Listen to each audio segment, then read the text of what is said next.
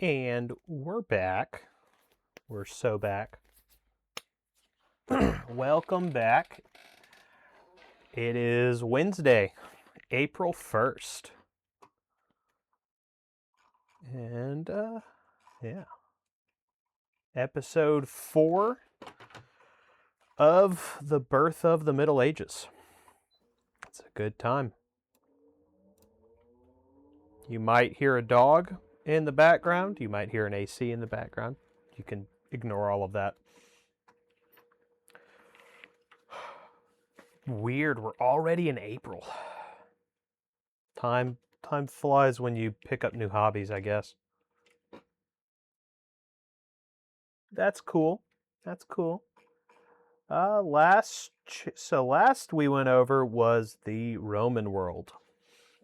First chapter of this book is all about describing the Roman world, its economy, its the makeup of its people, its landmass, the effects of religion on it, how the Catholic Church kind of set up there, getting into the nitty-gritty of what the Roman Empire was until about the 500s, something like that, about that area. He gets into the lower class, middle class, upper class, all that. This next chapter is about the barbarian world. What that entails, if that entails something different, couldn't tell you. And we will figure it out. We will find out on the way.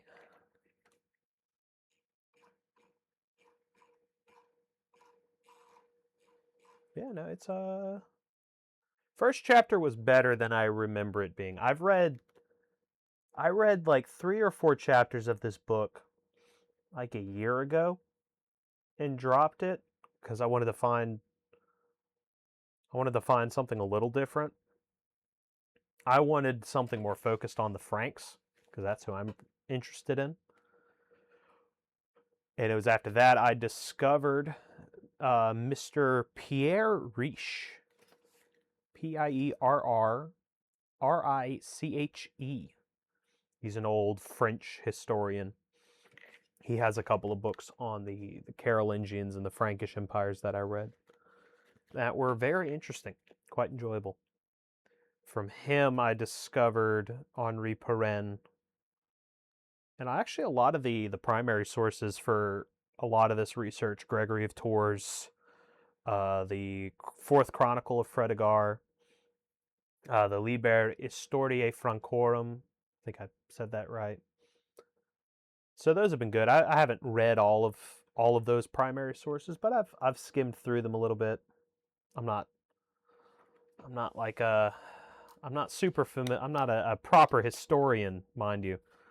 I just read a little bit.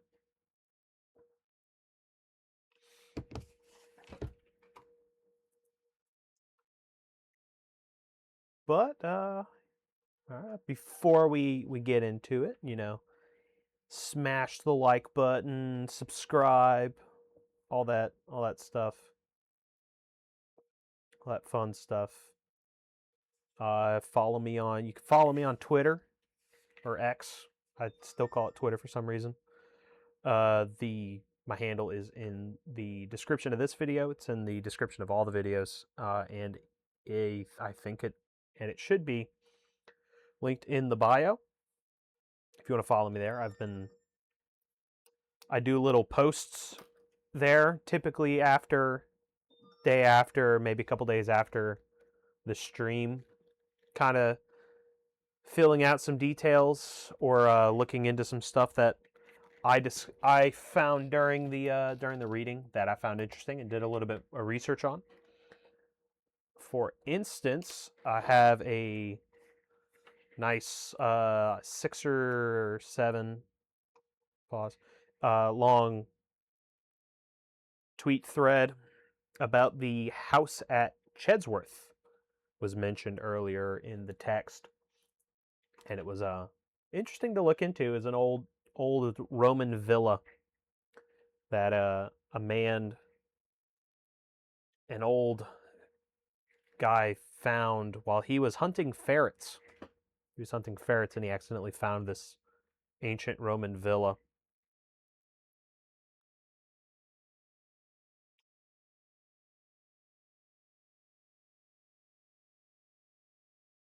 So yeah, good stuff.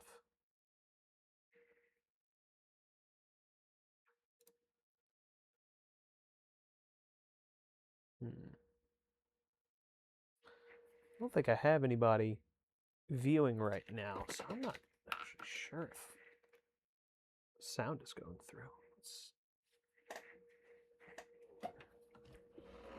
Give me 1 second. I need to verify something, and then we will get into the reading.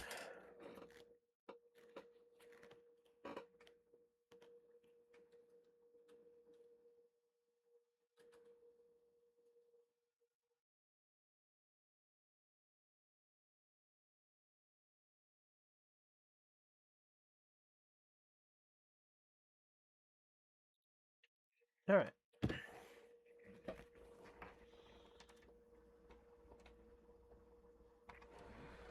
All right, let's get into this. All right. Chapter 2, The Barbarian World. A glance at the map is enough to show the dangerous position of the empire in 395.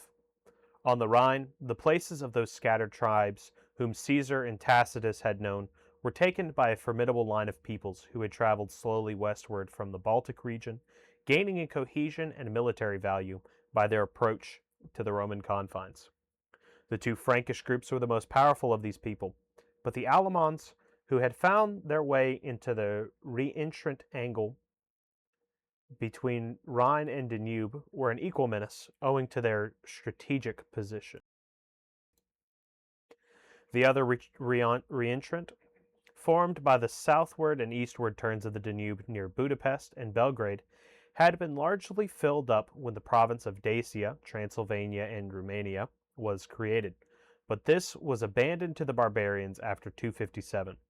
The Asding Vandals now held the northwest. The Visigoths, since 364, had been pressing southward against the Danube, and shut in behind these two were the Gepids. The Ostrogoths still wandered in the great plains of South Russia, and had not yet, save for a few roving bands, come into immediate contact with the empire. Still farther east, on Don and Volga, were the Alans, an Iranian people.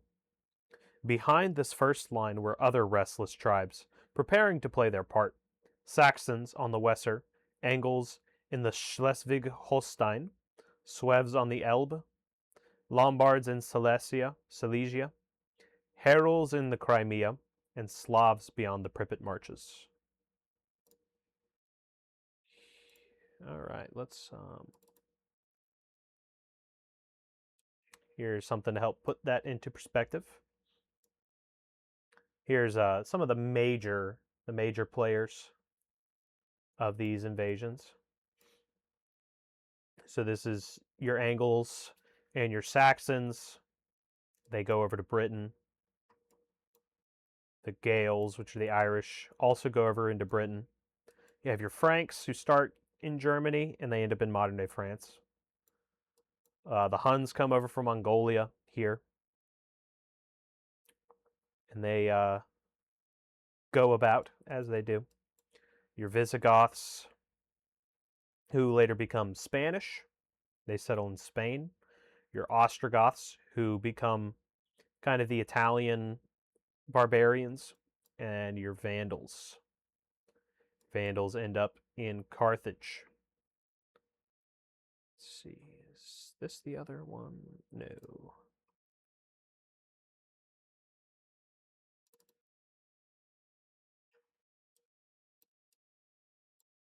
Here is another little map. Burgundian kingdoms, Frankish kingdom, Gallia, your Ostrogoth kingdom. This map is 457. So this is a little later. Vandals have your North Africa. Visigoths, Burgundians, your Suevics, Yeah, so that's just to give you a little context, what areas we're talking about, where these people come from. Adrianople. Oh, is Adrianople over here? I thought it was over here. Huh. Well, the more or less you know. Hold on. 95.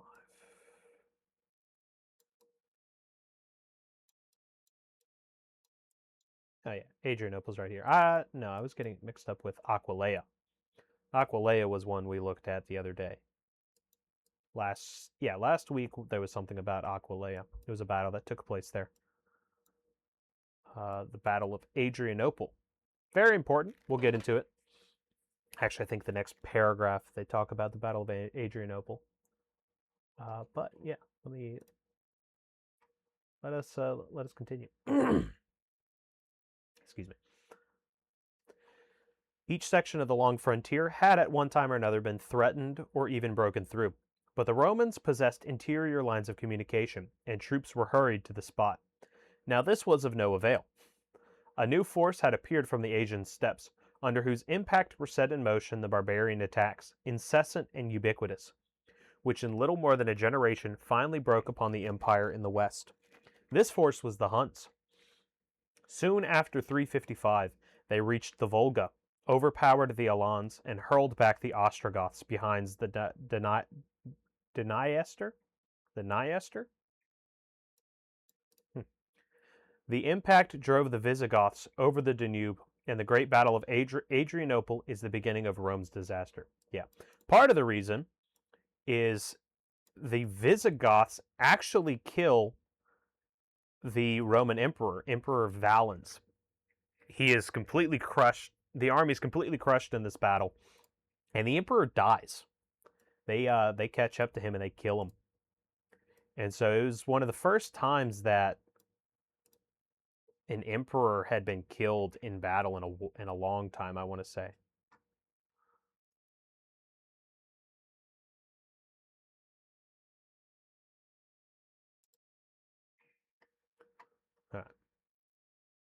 Checked for a few years by Theodosius, at his death, the Visigoths ravaged Greece, 396, and installed themselves in Epirus, threatening both peninsulas.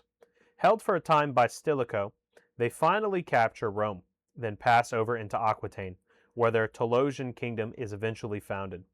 Meanwhile, the Alans, fleeing westward, are joined by the Asding Vandals, who had become too populous for the Theiss Valley, and go to swell the numbers of their kinsfolk in Silesia. They are forced by Sueves, and the four peoples. They are reinforced by Sueves, and the four peoples force the Rhine frontier, wander through Gaul, cross the Pyrenees, and ravage Spain for 20 years, before the Vandals finally take possession of their African kingdom. 50 years later, Ostrogoths are in Italy, Franks and Burgundians dividing the rest of Gaul, Angles and Saxons well launched on their conquest of Britain. And by the end of the century, all the western provinces are in barbarian hands. All right, so this is the Alans, Asding, Vandals, and the other Vandals, I'm assuming. Who are the other ones in Silesia that he mentions?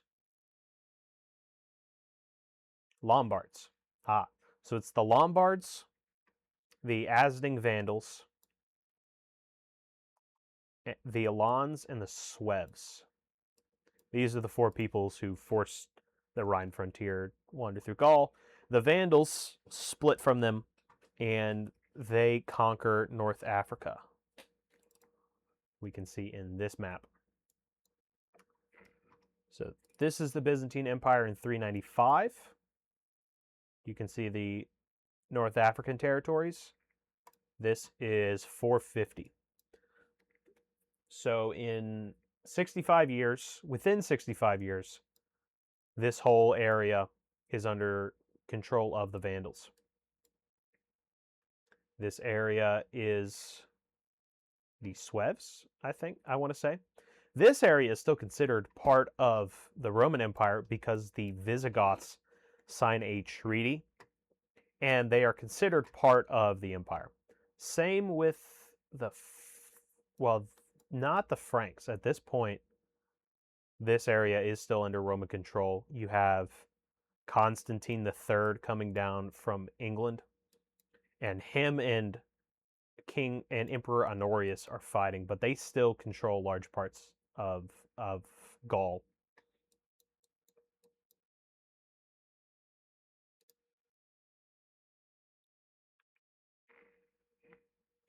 The early history of Germany is dim and mist-shrouded like the forests and swamps which covered the greater part of the country. On the Baltic shores between Elbe and Oder were the primitive German settlements, groups of huts in a clearing in the woods or on high ground occupied by hunting and pastoral tribes. As population increases or game becomes scarce, they move westwards, driving before them the Celtic peoples, earlier inhabitants of western and southern Germany. By about 200 BC, they have reached the Rhine, and a century later, Bavaria has ceased to be Celtic. Caesar's Gallic conquests established the Rhine frontier. Faced by this barrier, the West Germans can expand no further. They are forced into more intensive methods of food production. Agriculture develops, institutions crystallize, and Roman traders bring new wares and foreign manners. Tacitus, writing 150 years later, describes a considerably more advanced type of culture than that noticed by Caesar. Meanwhile, other German tribes had, from the 6th to 3rd centuries BC, been crossing from Scandinavia to the Baltic shore between Oder and Vistula. These East Germans took a different path. During the following centuries, they found their way across Europe in a southerly direction, up the Vistula to the Carpathians, or through Poland and the Pripyat marshes to the Great Plains which lie north of the Black Sea. Continually moving to fresh pastures, they retained, unlike the West Germans, their primitive way of life. The composite picture which can be drawn from Caesar, Tacitus, and other travelers or savants who set down the curiosities of the German folk must, therefore, be applied with some qualification, considering the different stages of development, of which we know little, among the various tribes. And it has always been difficult for civilized observers to avoid attributing too great rigidity and regularity to the vague concepts and changing customs of more simple races. A fundamental difference, moreover, existed between the Germans and the peoples of the Mediterranean city-state culture. For centuries past, the individual in these cities had been subordinate to the state. Apart from it, he was an outcast. He was completely human. He was incompletely human. The German, living in isolation or in a small family settlement, was above all things an individual, resenting any interference and recognizing no obligation except that of loyalty to his plighted word when given to another individual. Hence, a constant centrifugal tendency all through his early constitutional development. The ties of family, clan, and state are continually broken. Misunderstanding was inevitable. German perfidy becomes a byword among the Romans, owing to breaking of treaties and treacherous warfare. And the personal loyalty, which is perhaps the true explanation of Stilicho's baffling character, may account for the hatred felt by his opponents for that which they could not comprehend.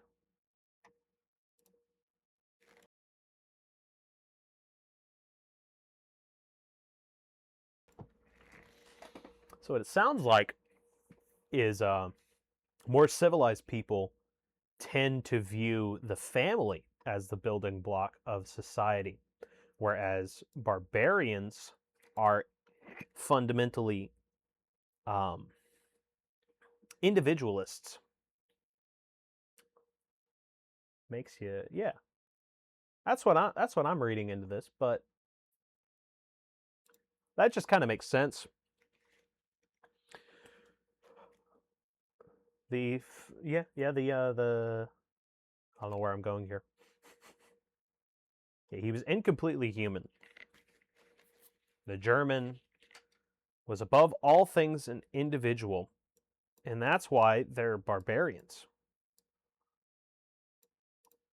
Because if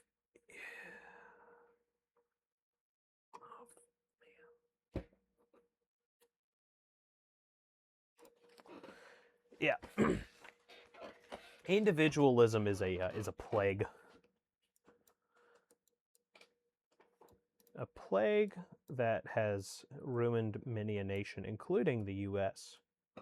The U.S. used to be family-centric. The good Alexander Hamilton made sure of it. And his disciples made sure of it when they were building America and founding our industry. They made sure that the focal point was the family. Because what does an individual contribute to society? Really nothing. One person doesn't contribute anything. I don't contribute anything. I'm one person. I'm not married. I'm part of a family, but my dad has contributed a lot more than I, simply for the fact that he had kids, because he's married. The individual really cannot contribute much unless he becomes a monk or a priest, but then he is married to the church, and the church is its own family.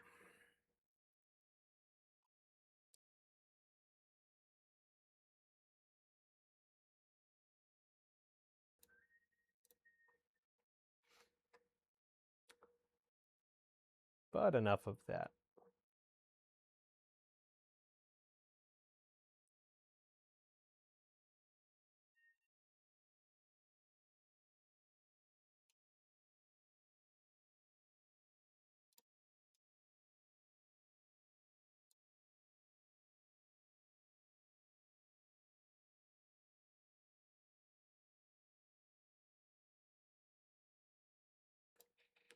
Yeah, I thought frames are dropping. It was going so good. This stream was going so good. I didn't have any frames dropping, and now everything is dropping. Awesome. Yeah, what causes this? This is frustrating. I'm sorry. I'm yelling.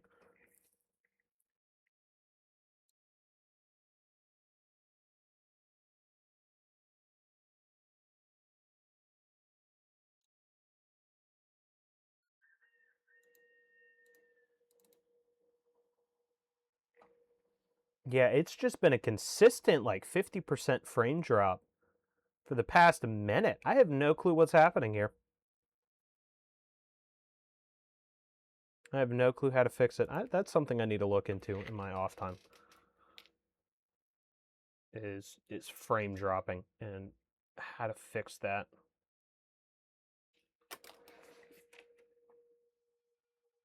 Because like how is it go from perfect? How does it go from perfect? Oh, the entire stream is offline. Awesome! This isn't bothering me at all. Give me a second. Yeah, I don't know what's happening here.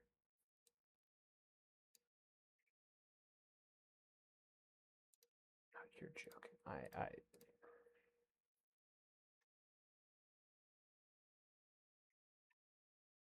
My internet seems to be fine.